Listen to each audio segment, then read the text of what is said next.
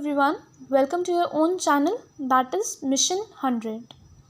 Today I'll start with the next letter, that is letter C of legal term. Letter A और letter B हो चुके हैं, ठीक है।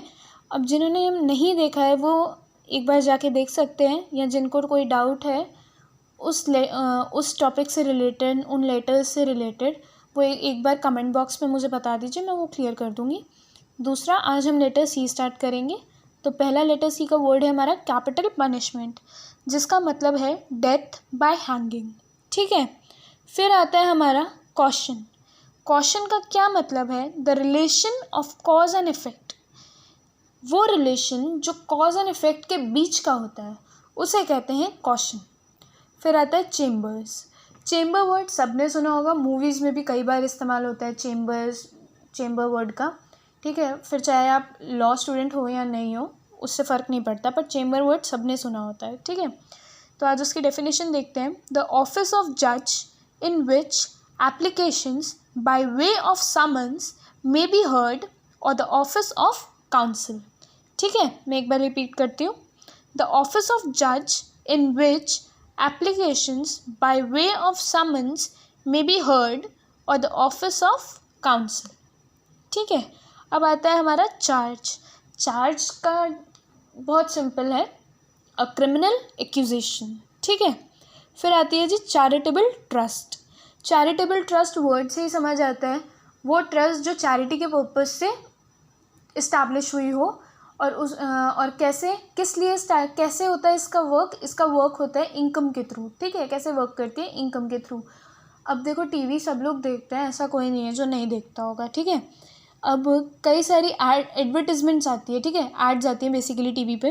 तो उसमें वो बताते हैं कि आप हमें इतना कॉस्ट दो, ठीक है, पर मंथ हमारी हेल्प करो, ताकि हम इन बच्चों की हेल्प कर पाएँ, जो भी इनको प्रॉब्लम है वो ठीक करें, उनकी हेल्प करें, ठीक है।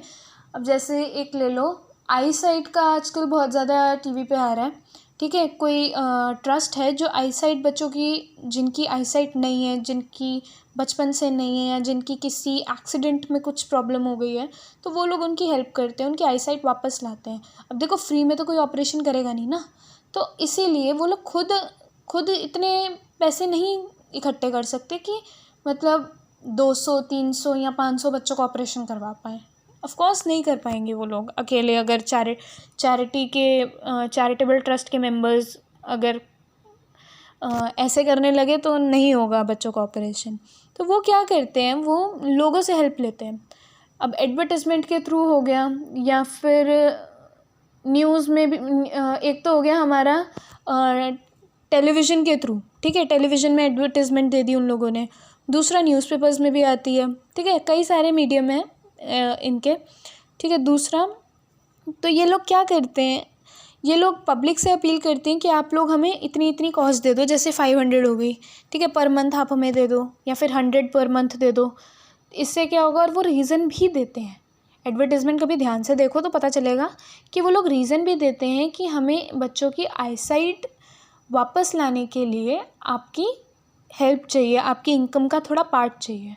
तो फिर क्या होता है, जो लोग ये अपनी इनकम का थोड़ा सा पार्ट इनको डोनेट करते हैं, तो उससे क्या होता है, उससे ये लोग उनकी इनकम जो उनके पास आती है ना, लोगों की इनकम जो वो कलेक्ट करते हैं, उसको इकट्ठा करते हैं, और उसके बाद जो टोटल अमाउंट होता है ना, उससे धीरे धीरे बच्चों की ऑपरेशन, किसी को ऑपरेशन की ज़रूरत है तो वो करवा देते हैं, या फिर कोई भी जिसकी जैसी प्रॉब्लम उसका वैसा सोल्यूशन, ठीक है, उसको उस काम में वो यूज़ करते हैं, ठीक है। तो इनकम से रिलेटेड ये वर्ड, इनकम वर्ड, आपको डेफिनेशन में यूज़ करना ही करना है चैरिटेबल ट्रस्ट की, ठीक है। तो अब इसकी डेफिनेशन देख लेते हैं।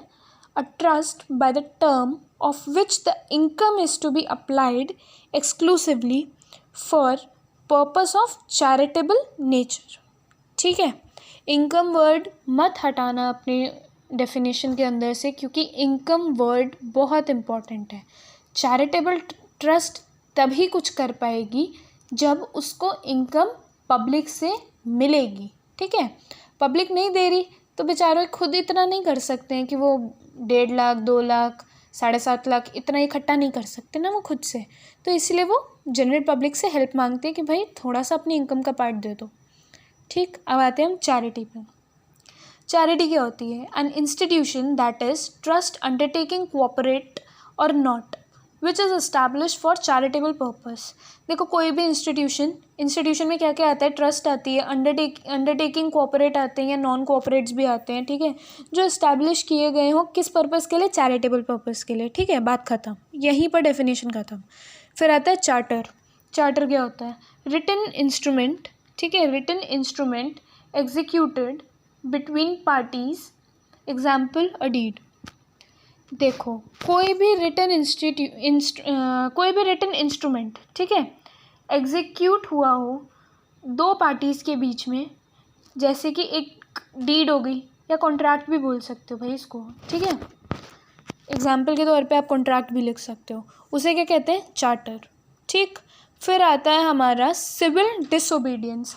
देखो सिविल डिसोबीडियंस सबको पता होगा, ये सिविल डिसोबीडियंस मूवमेंट भी था एक, ठीक, गांधी जी ने किया था। फिर आता है सिविल डिसोबीडियंस, जिसका मतलब है a public non violent yet political act contrary to law usually done to bring change in policies of government.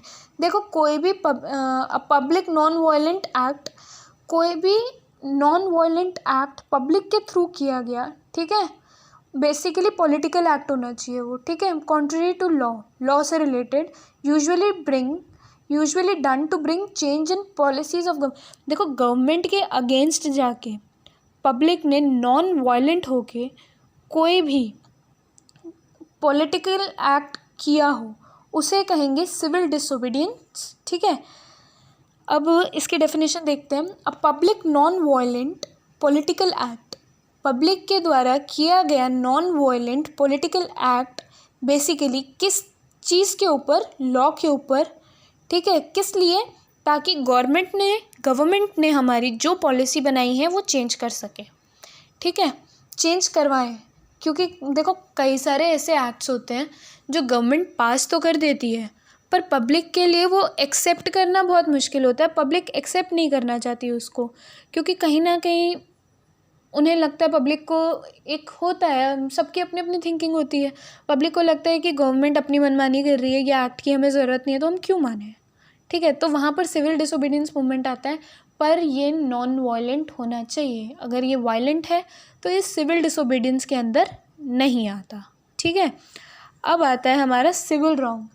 Civil wrong का मतलब होता है टॉर्ट। सेकेंड सेमेस्टर के बच्चे पढ़ रहे होंगे अभी टॉर्ट्स, ठीक है, तो उसके अंदर ये वर्ड टॉर्ट वर्ड उन्होंने सुना होगा, तो उसका मीनिंग होता है सिविल रॉन्ग का मतलब होता है टॉर्ट। तो अब आता है क्लाइंट, ठीक है, क्लाइंट का क्या मतलब है? Any person who as principal or on behalf of another person retains or employs a solicitor or any person who is liable to pay a solicitors, ठीक है, सॉलिसिटर्स। तो अब आता है हमारा क्लाइंट का मतलब, दोबारा बोलती हूँ मैं इसको, आप लिख लो। Any person who as a principal or on the behalf of another person retain or employs a solicitor or any person who is liable to pay a solicitors, ठीक, बात ख़त्म यहाँ पर क्लाइंट की। फिर आता है हमारा कॉन्ट्रैक्ट। कॉन्ट्रैक्ट क्या होता है? कॉन्ट्रैक्ट होता है अ लीगल बाइंडिंग एग्रीमेंट। तो कॉन्ट्रैक्ट क्या होता है? कॉन्ट्रैक्ट एक लीगल बाइंडिंग एग्रीमेंट होता है। देखो जैसे एग्जांपल लेते हैं, दो पार्टीज़ हैं, कॉन्ट्रैक्ट किया, ठीक है, कि देखो ये इसको ऐसे समझते हैं कि अब किसी का घर रेंट पे है, ठीक है, अब रेंट पे उसने घर लिया है, ठीक है, तो जो घर का ओनर है ना, उसने रेंट पे उसको घर देने से पहले एक कॉन्ट्रैक्ट बनवाया। अब वो कॉन्ट्रैक्ट क्या बनवाया? उसने ये कॉन्ट्रैक्ट बनवाया है कि आप अगर 1 अप्रैल से, ठीक है, 1 अप्रैल से अगर आप इस घर में रहना स्टार्ट कर रहे हो तो अगले 1 अप्रैल तक ये कॉन्ट्रैक्ट, देखो 11 महीने का कॉन्ट्रैक्ट बनता है बेसिकली, ठीक है, तो उसने 11 महीने का कॉन्ट्रैक्ट करवा लिया कि 1 अप्रैल से आप जब तक भी हैं तब तक कॉन्ट्रैक्ट बेस पे रहेंगे हम घर के अंदर, ना आप घर को कोई नुकसान पहुंचाएंगे, ना आप मेरा घर अपने नाम करवा सकते हैं, ठीक है। लेकिन जो उस घर में रह रहा है ना, उसने क्या किया, उसने इलीगल तरीके से उसके घर पे कब्जा कर लिया और उसका जो कॉन्ट्रैक्ट जो है वो उसने ब्रेक कर दिया। तो भाई इसका ना जो कॉन्ट्रैक्ट ब्रेक करते हैं उनके लिए पनिशमेंट्स भी होती हैं, ठीक है। तो इसकी डेफिनेशन होगी अ लीगल बाइंडिंग अग्रीमेंट, ठीक है, लीगल बाइंडिंग अग्रीमेंट, फाइन। फिर आएगा हमारा कन्वेशन, ठीक है। कन्वेशन का क्या मतलब होता है, a finding of guilt, fine, a finding of guilt. फिर आता है हमारा काउंसिल। काउंसिल का क्या मतलब है, काउंसिल का मतलब है a practising barrister to advise, fine, a practising barrister to advise, किसका मतलब है ये, काउंसिल का। अब आता है कस्टडी। कस्टडी का क्या मतलब है, confinement or imprisonment of a person or control of something or person, example a child, or possession in accordance with law or duty। मैं एक बार रिपीट कर देती हूँ जिससे दोबारा अगर आप लिखना चाहें तो लिख सकते हैं। किसका मतलब है, एक कस्टडी का मतलब है, ठीक है। कस्टडी का क्या मतलब है, अ कन्फाइनमेंट और इम्प्रिजनमेंट ऑफ अ पर्सन और कंट्रोल ऑफ समथिंग और पर्सन, ठीक है। Example a child in accordance with law और ड्यूटी, फाइन। तो यहाँ हमारा लेटर सी ख़त्म होता है लीगल टर्म्स का। आई होप आपको वीडियो पसंद आए।